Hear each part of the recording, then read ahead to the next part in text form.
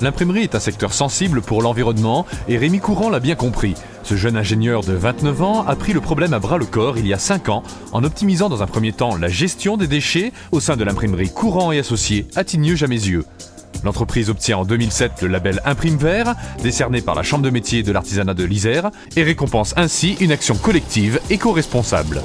Pour travailler sur le sujet, il faut être plusieurs à y réfléchir, avoir une proximité avec le personnel qui ont aussi des idées concrètes pour progresser dans ce sens-là. Nous avons également embauché une apprentie de l'école d'ingénieurs de Pagora à l'INPG Grenoble qui nous a accompagnés dans toutes ces démarches environnementales. Et en fait, tout simplement, on s'est aperçu que beaucoup de gains énergétiques pouvaient être réalisés aussi dans notre quotidien, dans la manière dont nous travaillons, tout simplement vivre en société.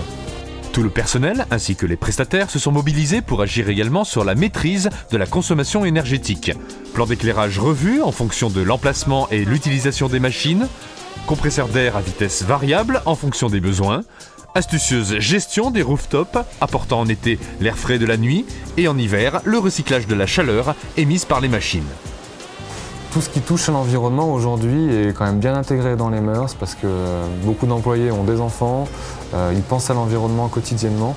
Donc c'était une démarche qui a été prise de manière très positive dans l'entreprise et le personnel a même été vecteur et porteur d'idées nouvelles par rapport aux choses qui étaient mises en place.